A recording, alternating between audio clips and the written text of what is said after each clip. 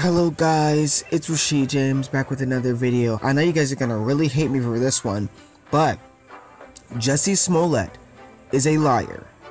He is a liar.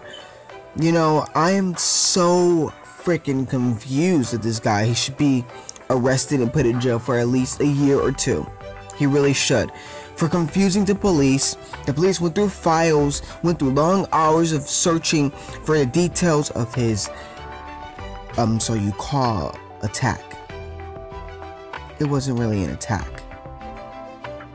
He knew these people. These people were actors that he worked with before, and these people, well, some people, their neighbors, they say that the Nigerian people that he blamed for his attack are nice people. And when he accused, he said that he was attacked, he said that these were white people who are MAGA hats, who were Trump supporters, and who said racist comments towards him. This is a lie. This is not true.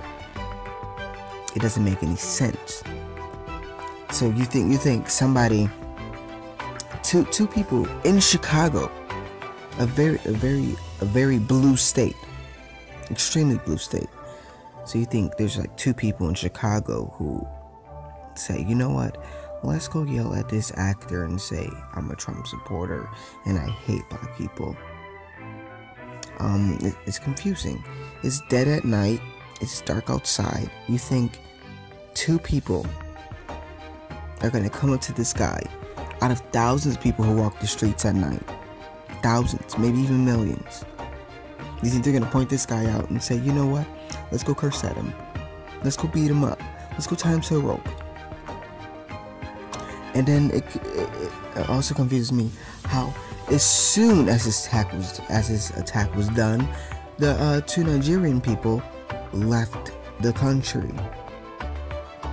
That's when they came back. So many people believe in these conspiracies that maybe he paid these two to run away or just be a part of this, because they did say that Smollett paid them to be these attackers. It doesn't make any sense. I think he just wants to be seen, or he wants to make Republicans look bad. That's the whole point of liberals. They like to make us look bad and they make us look evil. So today we'll be hearing from Brandon Tatum and Ben Shapiro. So we should start with Brandon Tatum. Here we go.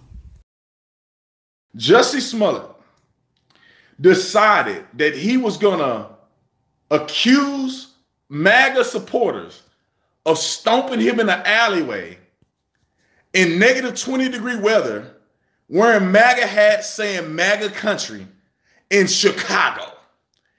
This is the lie that he chose to perpetuate. I don't know what he thought was going to happen with that lie, but for some reason, I don't know if he fell on his head. I don't know if that Trump derangement syndrome is getting the best of him. I don't know why he come up with something that stupid. There is no way in the world two white boys walking around Chicago with MAGA hats on, talking about MAGA country, carrying a rope and bleach in their hand. It ain't happening. Now, moving along. This dummy waits, I don't know how long, before he actually get to his house holding his Subway sandwich in his hand with the rope still around his neck. He wait forever to call the police. They show up 40 minutes later. He still had a rope on his neck. He refused to participate and cooperate fully with the police. He did not provide his cell phone records that would have given them information that was a necessity or necessary to execute an arrest on the perpetrators, or whatever you call it, perpetrators. I had a couple glasses. Don't judge me. So he could have got it done, but he didn't do it. Then he goes out and does an interview here, interview there, tell somebody this, tell somebody that, tell 5 or 6 different stories. Initially, he said that he got jumped on, they beat him up, walked away. Then he changed his story to say that it was a confrontation where the dude said something to him, he said something back to them, and a fight was on. Then it was a story that he was fighting one guy And then another guy came and started kicking him and stomping him in the back. Now, ladies and gentlemen and ladies, we have found out that they found two persons of interest. And I'm going to tell you why this is very important from a law enforcement perspective. We found two persons of interest, two Nigerians, right? I think they caught them coming to O'Hara from Nigeria. So these aren't people who were born and raised in America and they just call themselves Nigerians. They probably have a Nigerian accent. And I think it's quite obvious the difference between some, I guess, racist white people calling them an N-word and then somebody from Nigeria. You know what I'm saying? My accent is probably out, but you understand what I'm saying. They don't even sound the same. You know when it's somebody that's racist that are calling you something and somebody who ain't racist or somebody who's black. I'm just gonna keep it 100. Ain't nobody, you know what I'm saying? I don't know, man. Nigerians don't sound like white people to me. But anyway, moving along. So this fool does this. The police officers get a search warrant. They raid these dudes' houses. I believe, it's hard to tell what's true and what's not. I believe they found rope and then they found the place where they bought the rope at. G Mason, thank you for the super chat. They found the place they bought the rope, whatever.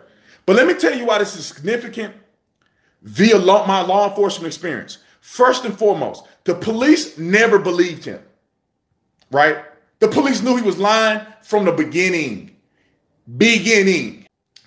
I don't understand why there's so much faux outrage in the black community. How in the world are we almost the only race of people who create fake hate crimes? City council members, Congress members, NAACP, the freaking president of the NAACP. The police did this. They were racist. Body camera come out. None of that stuff happened. None of it ever happened. And do they apologize? No, they don't. They ain't going to apologize. They're going to keep perpetuating the lie and keep fabricating things to create and conjure up controversy in America. Michael Brown, hands up, don't shoot. That never happened. That brother never had his hands up like that. That brother was committing crimes, bludgeoning people, doing stuff he shouldn't have been doing. Jussie Smollett, I'm not sure if this was a hoax, which I think that it had a level of coordination with it. That's why the people was arrested and got released. Or he just got his butt kicked and some things went south. It doesn't matter. He know for a fact that these weren't Trump supporters. He know for a fact that this is not a recipe of a happening because Donald Trump is in office. He know for a fact that that's not true. And instead of him having integrity, see, I knew the boy was lying in the interview. Instead of him having integrity and coming out and telling the truth, he perpetuates hatred and evilness.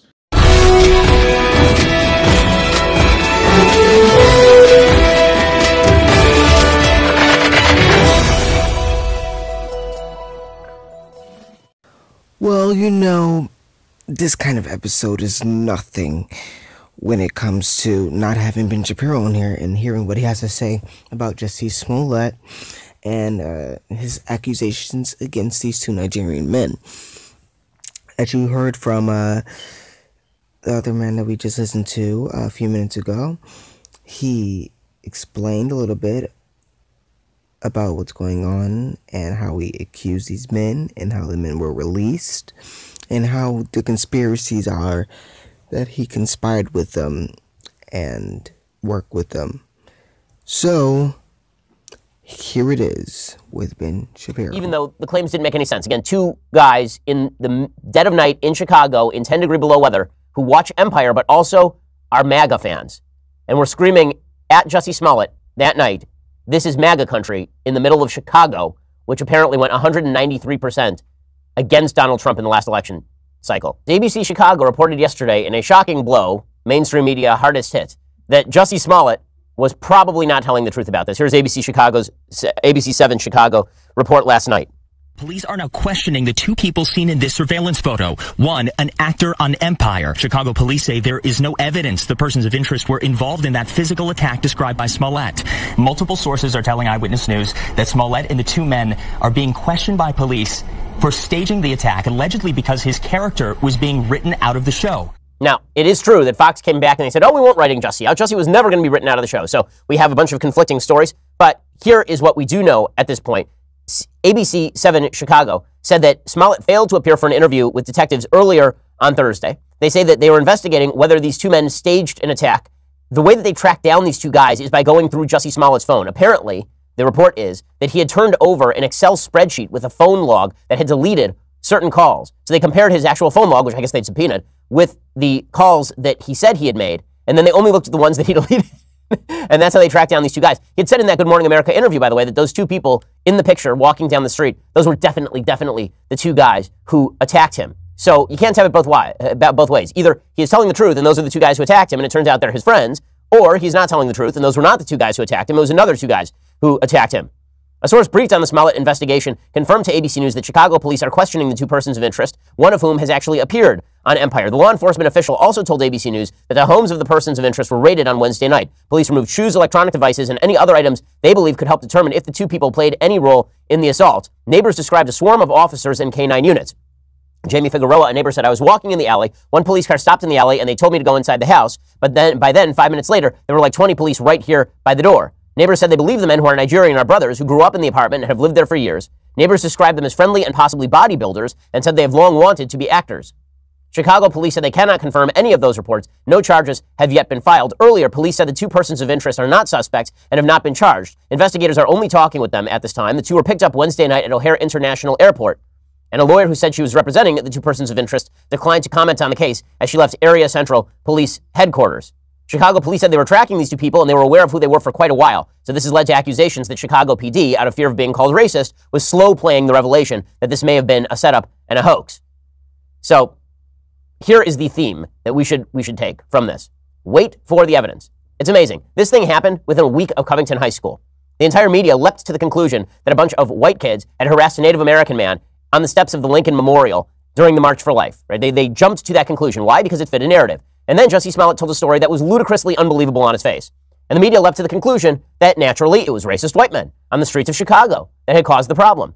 What does this say? It says the media are looking for a narrative. The narrative is racist white men do X. That is the narrative the media are looking for. They don't require any further evidence. Whenever that is the narrative, they are willing to jump on it with both feet. It also explains why it is that the media will pay inordinate attention, like truly grand attention, to anti-Semitic attacks by white supremacists, but will pay no attention to the vast bevy of anti-Semitic attacks taking place in Brooklyn every single weekend, apparently.